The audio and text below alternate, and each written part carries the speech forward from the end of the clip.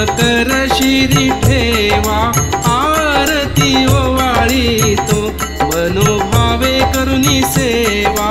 जय जय श्री शनी देवा। सूर्यसुता शनी मूर्ती तुझी आगाध कीर्ती, एकमुखे काय वर्णू शेषान चले स्फूर्ती। जय जय श्री शनी देव।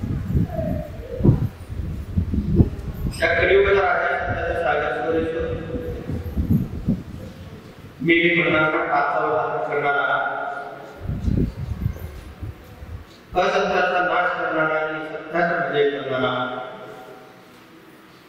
दंडनीय दंड देणारा आणि अधर्मीय सादर करणारा असा धर्मप्रिय शिवप्रिय आणि तुम्हाला आनंद शनिदेवाला प्रथम दंडवत नमस्कार करूया। आपण पाहतो या कलियुगामध्ये दत्तकीच्या जीवनामध्ये प्रपंच करत असताना परमार्थ कसा हवा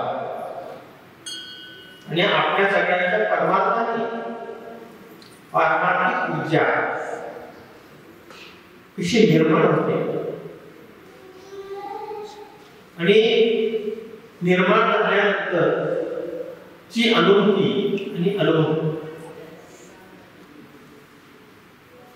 त्याची कशी प्राप्त होते आपल्या स्वतःला अनुभव असतो आणि त्या काही लोकांना अनुभवतात। काही लोकांना प्रपंच करत असताना परमार्थ कळला, पण प्रपंचाशी प्रामाणिक राहणं ज्यांनी सासू सासऱ्याची सेवा केली,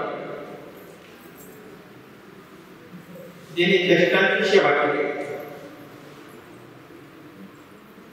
कुटुंबातील लहानांना योग्य मार्गदर्शन केला, योग्य दिशा दिली, हे सुद्धा सिद्ध करणं सुद्धा तुमच्या पुण्याच्या तराजूमध्ये पडतो। जर सुद्धा यावर ही जर आपण प्रपंच करत आहोत, प्रपंच करत असताना काही लोकांना सकाळ उठल्यापासून तो संध्याकाळपर्यंत नुसतंच काहीतरी सुचत असतं, त्यांना काय बोल, ज्यांना काय बोल, ते बोलल्याशिवाय त्यांना करमत नाही।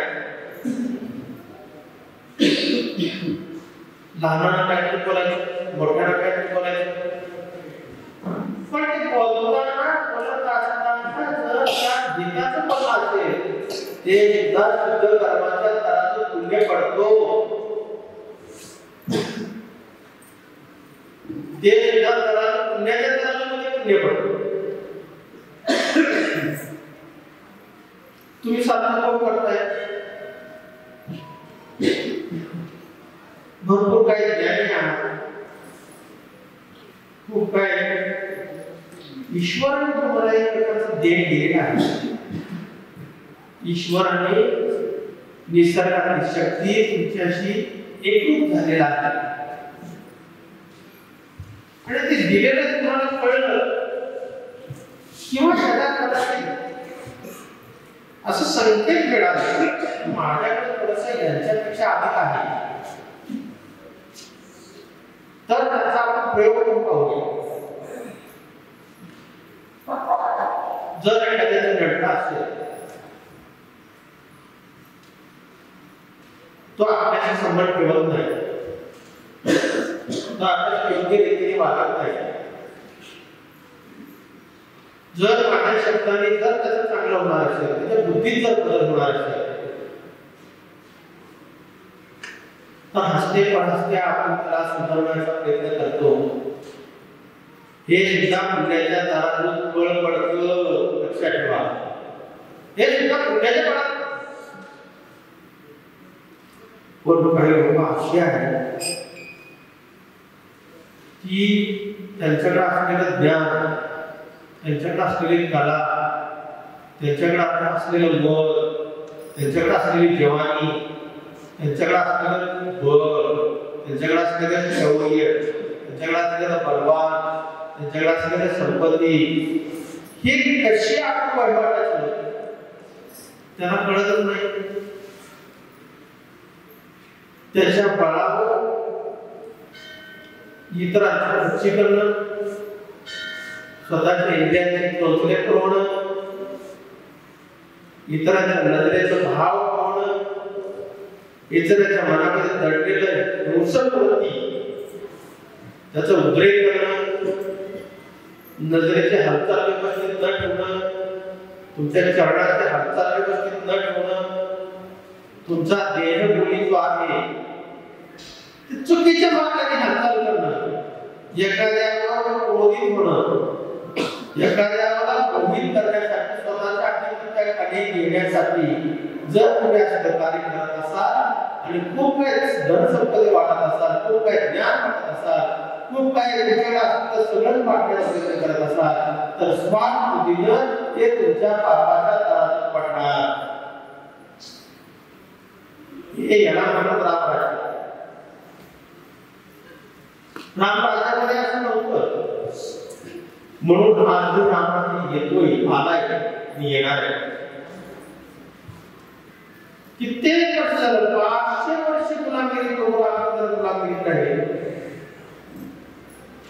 प्रभू रामचंद्र एक पूर्ण पुरुषोत्तम होते. लहानपणी तुमच्या आमच्यासारखेच होते, पण त्यांच्याकडे देवत्वाची ऊर्जा होती. तसा रावण देवत्वाचा पण देवत्वाची ऊर्जेचा त्याचं बोल, त्याचं मूल्य कसं जपायचं जर आपण भारतात निरीक्षण केला, 2 व्यक्ती तुमच्या डोळ्यासमोर ठेवलेला आहे. सगळ्यात महान, प्रखर, ज्ञानी, पंडित, महापंडित, त्या प्रतिभेला हलवणारा, कैलासाला हात टाकणारा, शिवशंकरांचा हात प्राप्त करणारा, माया शक्ती, ज्याची नगरी सोन्याची, ज्याच्या नगरीमध्ये कधी दुःख नाही, असा हा रावण. आणि ज्या आयुर्वेदामध्ये साधे मातीचे, पांढऱ्या मातीचे भिंती, साधं राहणं, साधं वागणं आणि सत्यवादी, नीतिवादी, ज्यांचे अनेक ब्रह्मदेवापासूनच्या त्यांच्या परंपरेला साधेसे राहिलेलं सत्यवादी, देहवादी, निष्ठावादी, वचनवादी, हे तत्व आणि हे तत्व या दोघांचा आपण जर विचार केला सारखा तर आपल्या लक्षात येईल. आपल्या कुटुंबामध्ये सुद्धा सुरुवात 4 शब्दांनी ओझर सांगून गेलं की तुम्ही भक्ती करा, शुद्ध कर्म केलं तरी तुमच्या पुण्याच्या पदार्थ पडतो.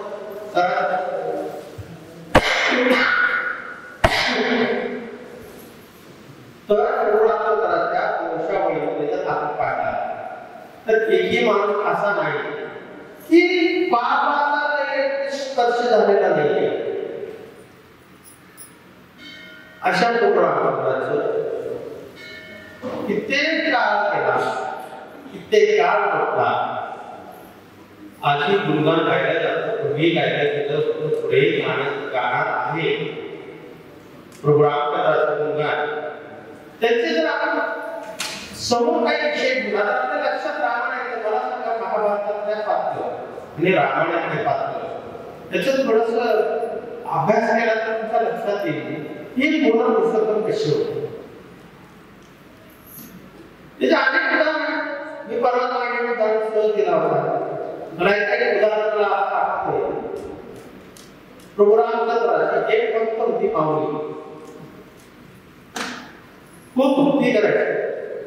प्रभू रामचंद्राचं सत्यवादी, एकवचनी आणि त्याचा आकार राखला. मी चाच्याला जगताचा आकार राखू शकतो. त्याच्या पाठीमागचं खूप काही गंभीर आणि गांभीर्याने केल्यासारखं. यामध्ये देवादेव आहे. तेव्हा सहज त्या माऊली भक्ती करायची, खूप भक्ती करायची, खूप प्रचंड भक्ती करायची. म्हणे भक्ती करताना तिला अनेक आरोप लागले. मोगला सरकार होतं, मोगलाई होती आणि मोगलाईमध्ये भक्ती करण्याची बंदी होती. एवढं पाळणं वगैरे असा प्रकार थोडासा तो काळाला संस्था झालेला आहे. हे घडत असताना त्या माऊलीनं प्रभू रामचंद्राची इमानी भक्ती करत होती. भक्ती करत असताना प्रामाणिकपणे कष्ट करून मजुरी करून आपलं उपजीविका भागवत होती. ते भागवत असताना अचानकच मुघलाचे सैनिक आले आणि त्याला उचलून गाडीत टाकलं.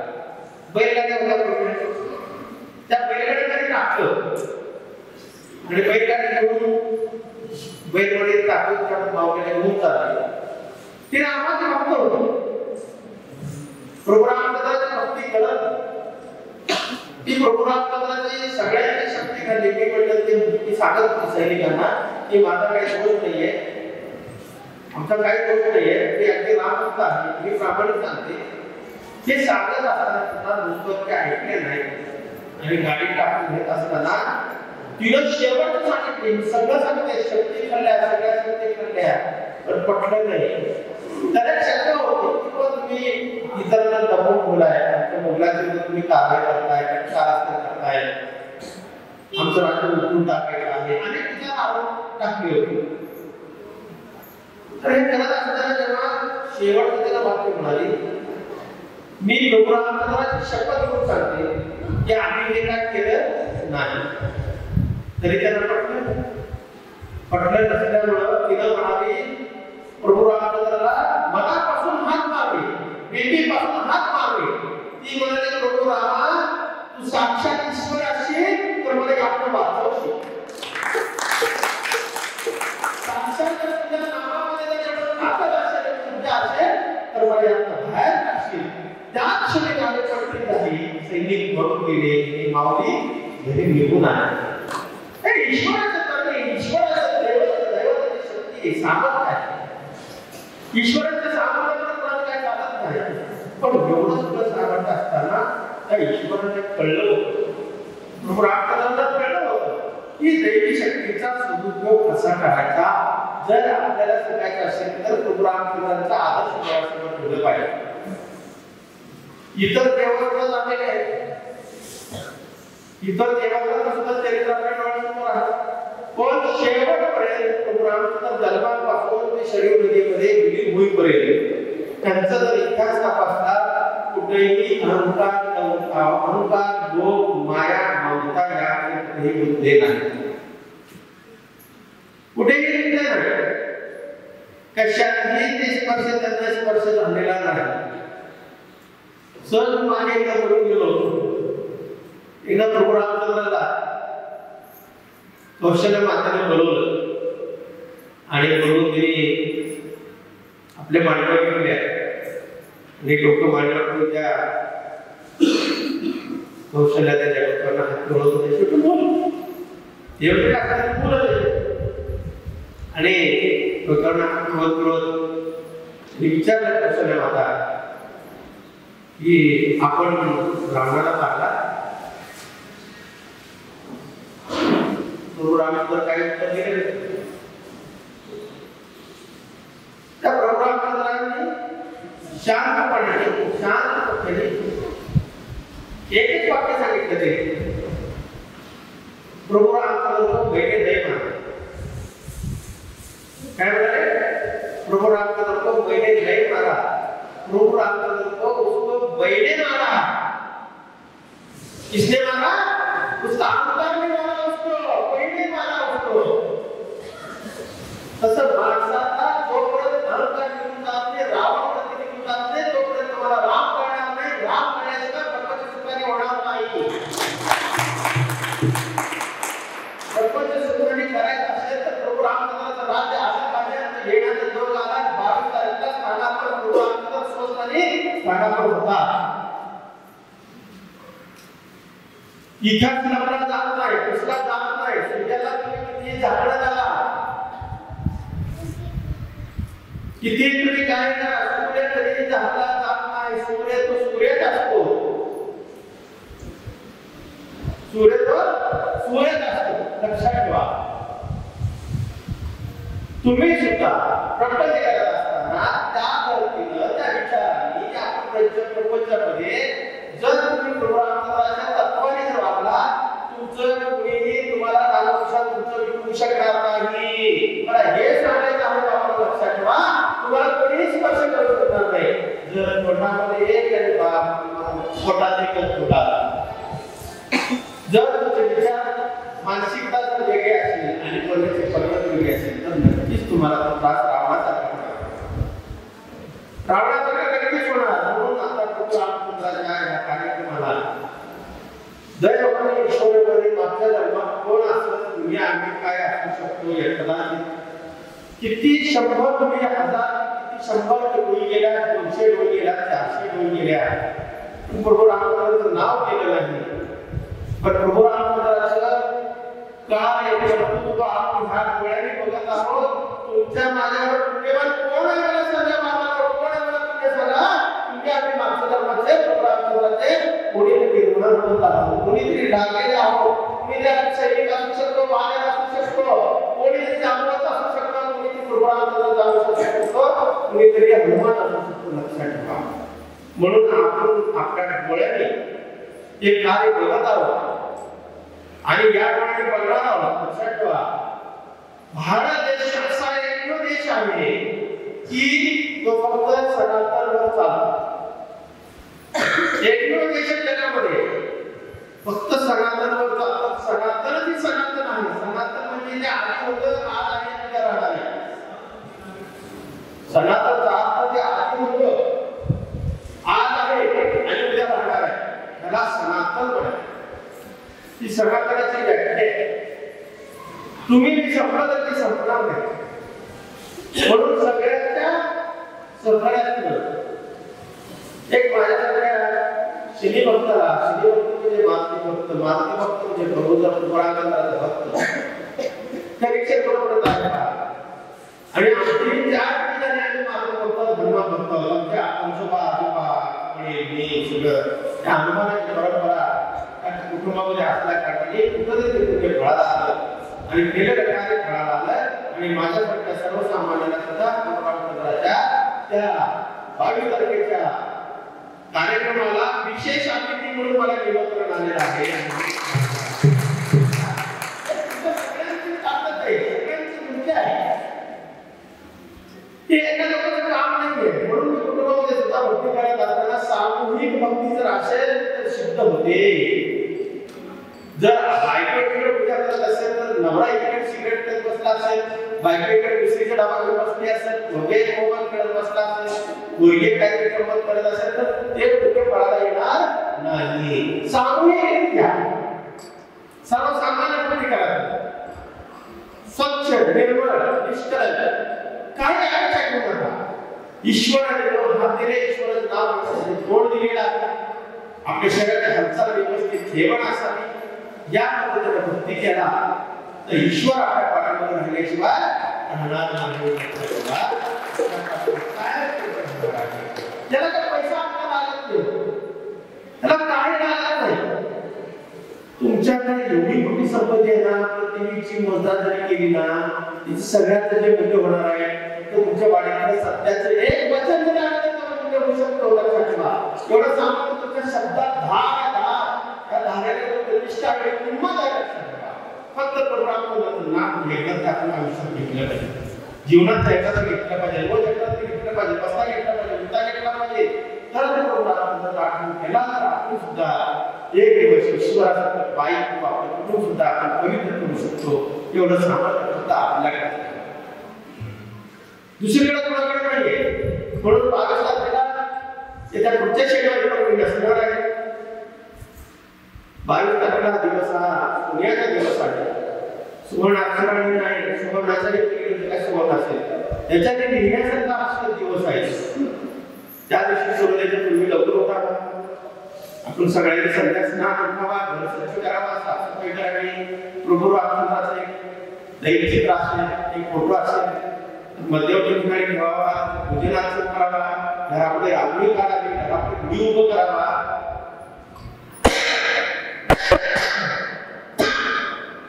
हे करत असताना 500 वर्ष पापाचा प्रोग्राम आपल्याला राहिले. हे सत्ता हिंदुत्वाच्या असताना सुद्धा कायदेशीर मागणी मिळून कायदेशीर मागणी मिळवून सुद्धा ईश्वराला कायद्याने त्यांचं स्थान द्यावं, कायद्याने आम्हाला. म्हणून 5 दिवे आपण त्या दिवशी लावावा. 2 आपल्या दारामध्ये लावावा, 2 ईश्वराकडे लावावा आणि 1 तुळशीच्याकडे लावावा. गावामध्ये असतील, गावामध्ये कार्यक्रमामध्ये असतील, लहान बालक असतील, त्यांना हनुमान समजावा, घोडा, लक्ष्मण, सीतामाई, ह्या सगळ्या गोष्टी कौशल्या काही सुद्धा कामात यावं. कैकेमुळे तर प्रोग्राम घडले. सगळ्यात मोठा यजमान असला तर कैकेचा, पुढे महान माता कैकेचा. घरामध्ये एखादा जर गंध बोलणार असेल तर त्याचा शब्द समजून घेतला तर आपली प्रगती नक्कीच होऊन जाते कशाची आपण कधीच होणार नाही. तर या पद्धतीने आपण साजरा करावा. आणि त्या दिवशी गावामध्ये एखादा स्क्रीन लावावा, कधी टीव्हीवर आपण बघत राहावा कार्यक्रम. त्या दिवशी गोडधोड काहीतरी करावा आणि गोडधोड करून सगळ्यांना प्रसाद म्हणून वाटावा.